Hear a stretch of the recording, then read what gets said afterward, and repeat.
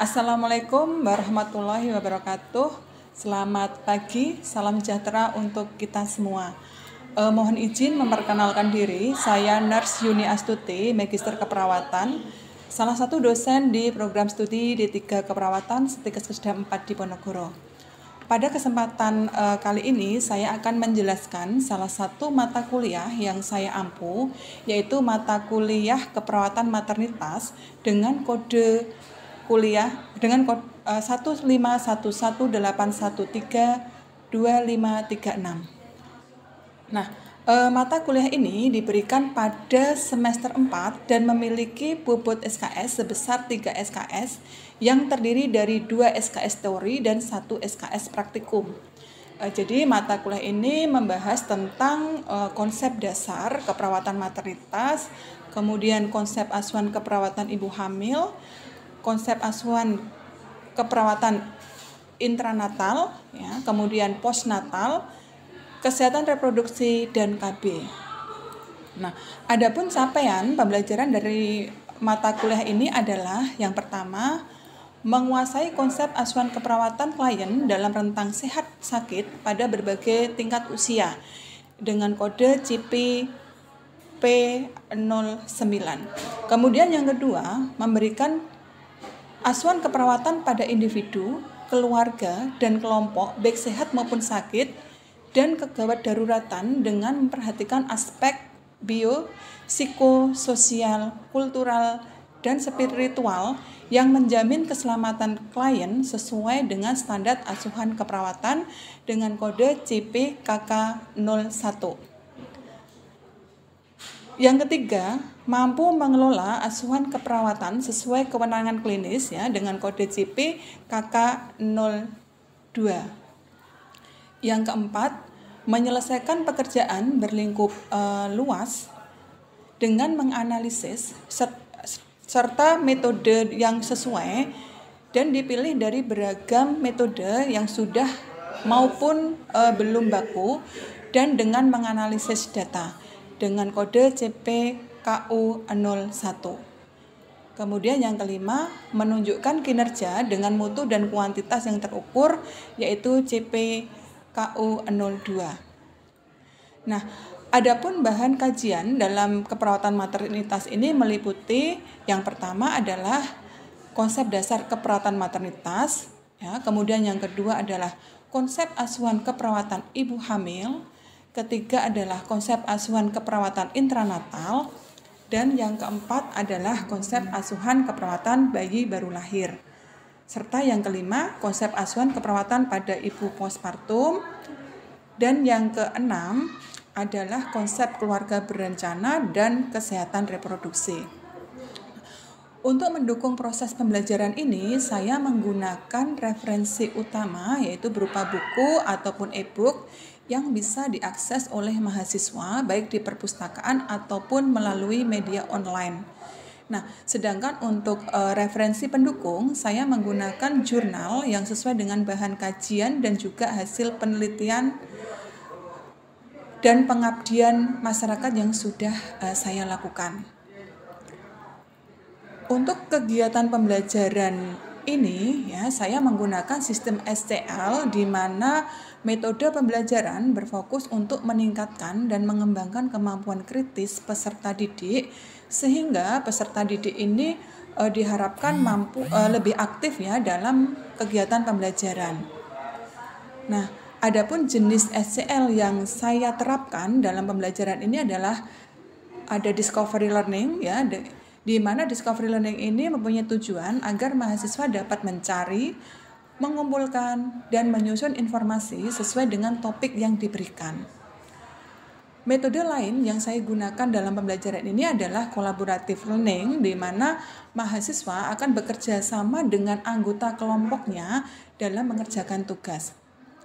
Selain itu, saya juga menggunakan metode pembelajaran berupa problem-based learning. Ya, dengan adanya metode ini diharapkan mahasiswa dapat belajar dengan menggali atau mencari informasi serta memanfaatkan informasi tersebut untuk memecahkan masalah faktual ataupun kasus yang dirancang oleh dosen. Untuk pembelajaran praktikum, saya menggunakan metode simulasi ya. Di dalam metode simulasi ini, mahasiswa dapat belajar dengan bermain peran dan juga memperagakan tindakan atau keterampilan yang sudah dipelajari di depan kelas. Sedangkan untuk penilaian dalam mata kuliah ini, saya menggunakan indikator yaitu ujian tengah semester yang terdiri dari 20%, kemudian ujian akhir semester dengan bobot 20%, penugasan dengan bobot 20%, praktikumnya ada 25% dan soft skill-nya 15%. Dan hasil dari penilaian ini nanti akan diproses sehingga muncul nilai akhir mahasiswa. Baiklah, saya akan menampilkan proses pembelajaran di kelas secara luring. Selamat menyaksikan. Wassalamualaikum warahmatullahi wabarakatuh. Selamat pagi. Pagi, luar biasa. Ya, terima kasih. Nah, sebelum kita memulai pembelajaran pada hari ini, ya, apakah ada teman-teman yang tidak hadir untuk hari ini? Ya, hadir semua ya. Alhamdulillah ya teman-teman, hadir semua untuk pembelajaran pada pagi hari ini. Nah, teman-teman ya, pada hari ini kita akan belajar tentang proses ya atau asuhan keperawatan pada pasien dengan intranatal. Kalau kemarin kita sudah belajar tentang konsep intranatal ya, tetapi hari ini kita akan belajar lebih lanjut terkait dengan asuhan keperawatan pada pasien dengan intranatal. Nah, adapun kompetensi yang akan dicapai oleh teman-teman nanti yaitu yang pertama, mahasiswa dapat menjelaskan tentang asuhan keperawatan pada kala 1 persalinan. Yang kedua adalah mahasiswa dapat menjelaskan tentang asuhan keperawatan pada kala 2 persalinan. Dan yang ketiga adalah mahasiswa dapat menjelaskan tentang asuhan keperawatan kala 3 pada persalinan. Dan yang terakhir adalah mahasiswa dapat menjelaskan tentang asuhan keperawatan kala 4 persalinan. Nah, kemarin kan kita sudah belajar ya, semoga aja teman-teman masih ingat bahwa di persalinan itu ada 4 kala, yaitu kala 1, yaitu kala pembukaan, kemudian kala 2, kala 3,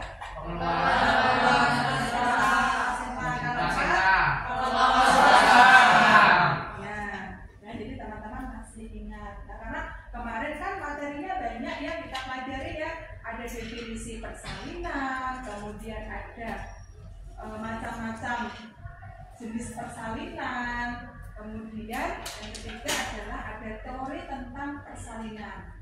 Nah, keempat adalah tanda dan gejala persalinan ya, ada tanda pasti dan tanda tidak pasti. Kemudian yang terakhir adalah tahapan dalam persalinan. Untuk lebih jelasnya lagi ya, nanti pada pembelajaran hari ini saya akan meminta teman-teman untuk membuat kelompok ya. Jadi nanti di dalam kelas ini akan terbagi menjadi 4 kelompok ya, dan masing-masing kelompok akan saya kasih 1 kasus ya. Kasusnya apa aja? Kasusnya adalah ini tadi ya, asuhan keperawatan kala 1 persalinan ya, kelompok 1, kemudian kelompok 2 asuhan keperawatan ya pada kala 2 persalinan, kemudian yang ketiga adalah asuhan keperawatan pada kala 3 persalinan, dan yang keempat adalah asuhan keperawatan pada kala 4 persalinan. Untuk kala 4 nanti tugasnya kelompok 4. Nah, adapun nanti ketika membuat kelompok ya, silahkan teman-teman untuk berdiskusi dengan kelompoknya masing-masing. Nah, dan yang perlu diingat bahwa pada saat pembuatan makalah nanti teman-teman harus menggunakan buku sebagai referensi ataupun e-book ataupun ambil dari internet. Ya.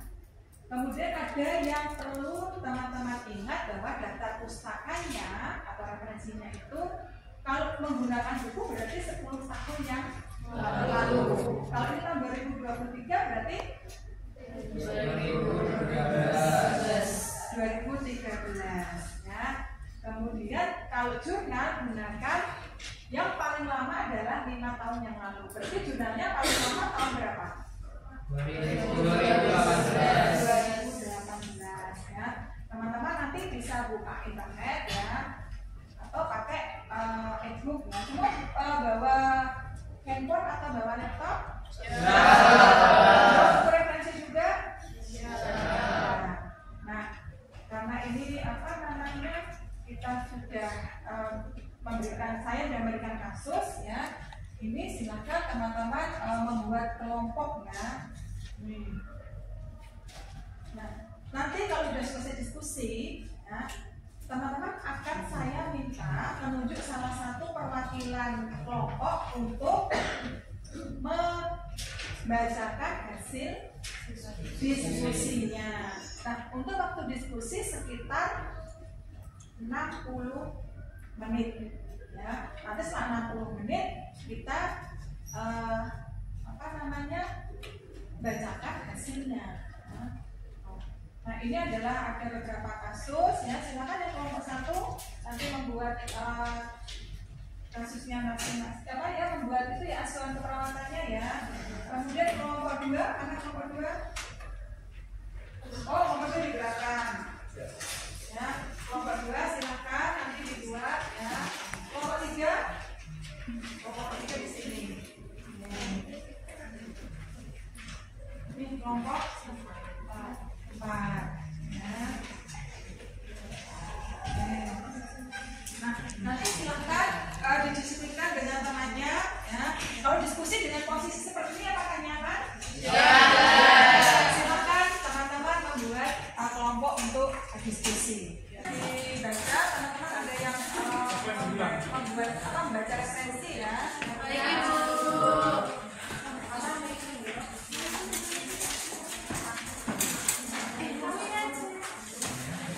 Dipahami ya kasusnya ya. Nanti teman-teman membuat asal keperawatan mulai dari pengajian sampai dengan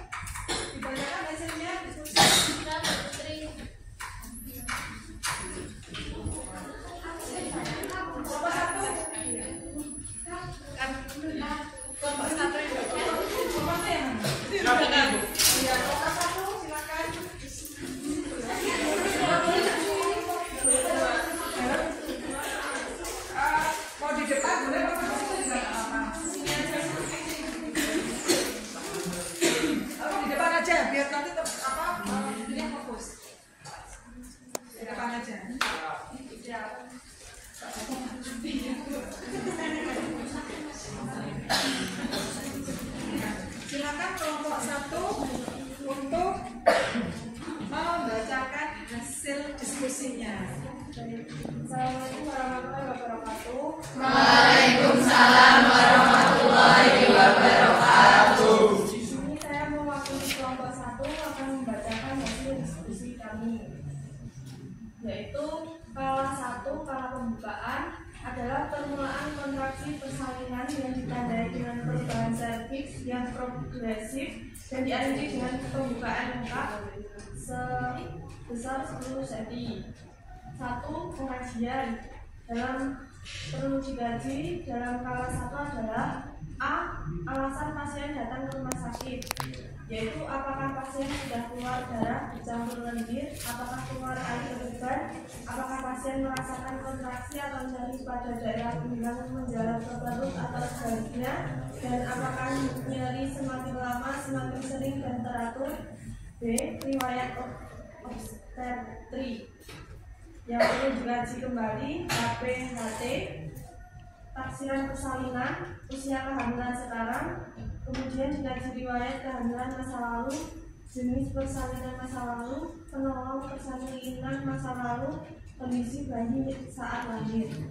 Kaji riwayat nifas lalu, masalah setelah melanjutkan pemberian ASI dan kontrasepsi. C. Pemeriksaan fisik. 1. Keadaan umum pasien, kesadaran tanda-tanda vital meliputi tekanan darah, nadi, suhu, pernafasan, tinggi badan, dan berat badan. 2. Kajian tanda-tanda persalinan seperti keluar darah campur lendir, sejak kapan dirasakan kontraksi dengan intensitas dan frekuensi yang meningkat, waktu keluarnya cairan dari kemaluan, jernih atau keruh, warna dan jumlahnya. 3. Kajian TFU Leopold 1, 2, dan 4 2, 3, dan 4. Kaji jumlah kontraksi uterus ibu. 4. Lakukan pemeriksaan dalam untuk mengetahui pembukaan dan pendaftaran serviks, apakah selaput ketuban masih utuh atau tidak, posisi bagian terendah janin. 5. Mendengarkan DJJ. 2. Diagnosa keperawatan yang mungkin muncul pada kala 1. 1. Nyeri persalinan berhubungan dengan dilatasi serviks. 2. Ansietas berhubungan dengan kurang terpapar informasi, kekhawatiran mengalami kegagalan, krisis situasional. 3. Defisiensi pengetahuan berhubungan dengan kurang mengingat informasi. 4. Risiko infeksi. 3. Intervensi keperawatan pada kala 1. Untuk intervensi kita membuat satu intervensi saja, sebagai contoh yaitu diagnosa keperawatan nyeri persalinan. Untuk tujuan dan kriteria hasilnya yaitu setelah dilakukan tindakan keperawatan selama 8 jam, diharapkan tingkat nyeri dapat menurun L08066 dengan kriteria hasil: A. Keluhan nyeri menurun, B. meringis menurun, C. gelisah menurun, D. kesulitan tidur menurun. Sedangkan untuk rencana tindakan kelompok mengambil manajemen nyeri dengan kode L.031121 meliputi observasi. 1. Identifikasi lokasi, karakteristik, durasi, frekuensi, kualitas, intensitas nyeri. 2. Identifikasi skala nyeri. 3. Identifikasi respon nyeri non-verbal. 4. Identifikasi faktor yang memperberat dan memperingan nyeri. B. Terapeutik. 1. Berikan teknik farmakologis untuk mengurangi rasa nyeri. B. Edukasi. Jelaskan strategi meredakan nyeri. D. Kolaborasi. Pemberian analgetik jika perlu. Baik, sekian presentasi dari saya. Wassalamualaikum warahmatullahi wabarakatuh. Waalaikumsalam warahmatullahi wabarakatuh. Silakan duduk ya. Tadi adalah hasil diskusi dari kelompok 1 tentang asuhan keperawatan kala 1 persalinan. Ya.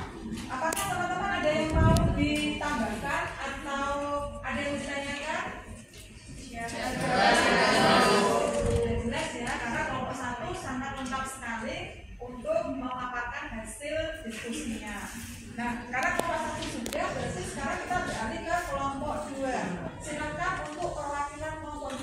menyampaikan hasil diskusinya. Ya, silakan.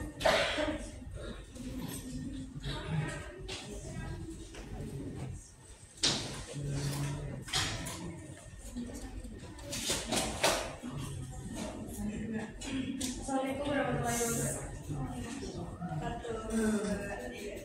Assalamualaikum warahmatullahi wabarakatuh. Waalaikumsalam warahmatullahi wabarakatuh. Perkenalkan, nama saya Adelia Sucimadari.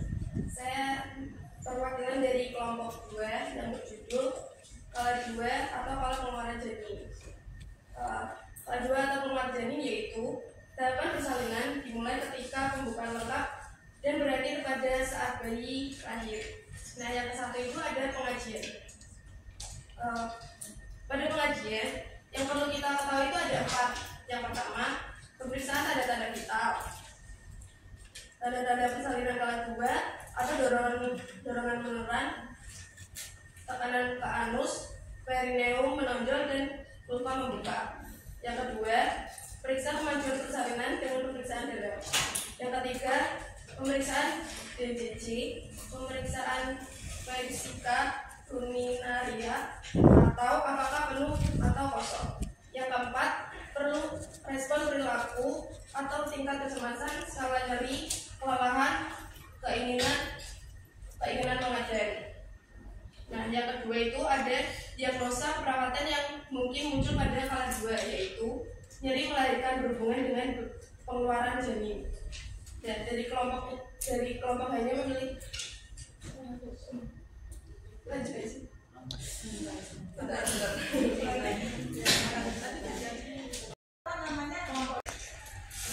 Assalamualaikum warahmatullahi wabarakatuh. Waalaikumsalam warahmatullahi wabarakatuh.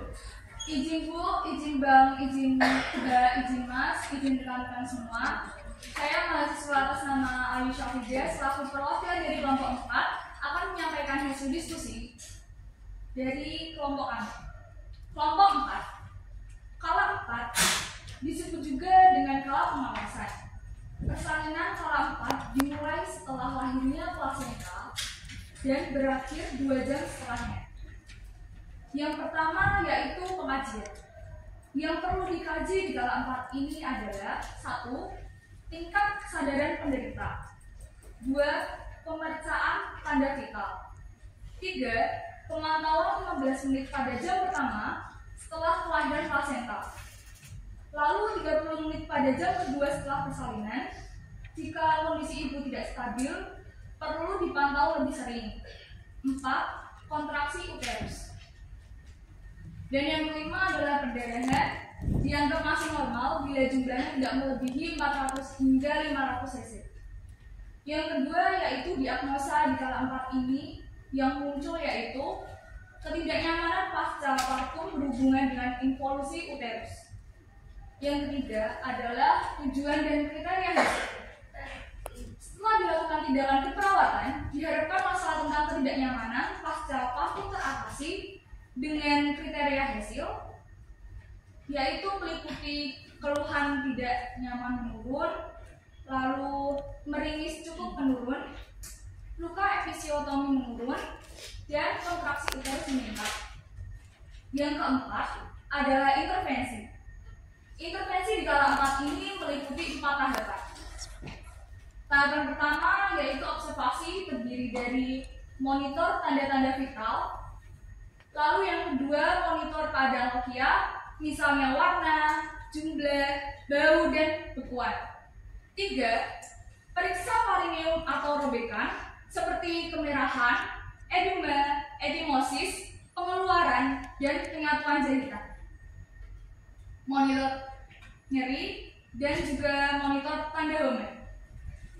Yang kedua adalah tahapan terapeutik, yaitu teknik non-farmakologi tentang pelatihan senam nafas dan kontak lingkungan yang memperberat rasa nyeri seperti suhu, pencahayaan, kebisingan, fasilitasi istirahat dan tidur.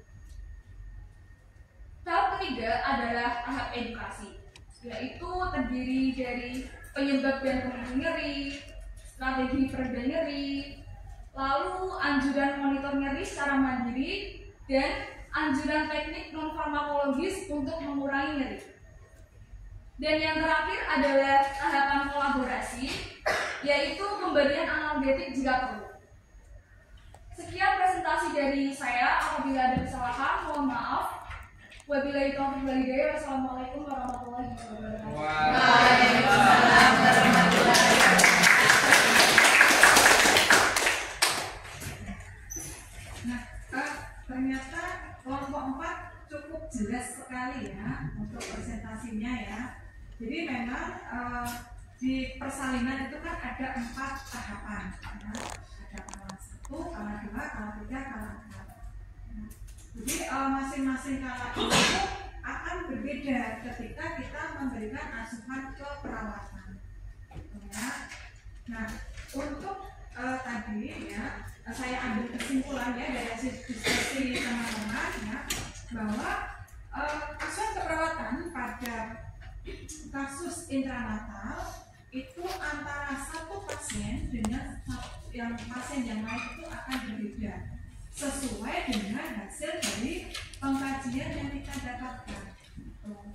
Nah, kemudian untuk diagnosa yang muncul itu bisa banyak ya sesuai dengan tadi hasil dari pengkajian yang ada. Nah, untuk intervensi itu di keperawatan meliputi ada 4 ya, ada observasi, kemudian terapeutik, edukasi dan kolaborasi. Nah, untuk pembelajaran hari ini apakah teman-teman sudah jelas? Ya, jelas. Ada yang mau ditanyakan? Ya, belum ya. Jadi untuk pembelajaran hari ini saya akhiri, tetapi teman-teman ada tugas. Ya, tugasnya apa? Tugasnya adalah membaca modul praktikum ya tentang prosedur pemeriksaan pada kasus intranatal, dan pemeriksaan kasus pada kasus intranatal ini akan kita pelajari di minggu mendatang ya. Jadi minggu yang akan datang teman-teman silakan membawa modul dan kita masuk ke laboratorium untuk belajar lebih lanjut. Terima kasih atas perhatiannya. Saya akhiri. Wabillahi taufiq wal hidayah. Assalamualaikum warahmatullahi wabarakatuh.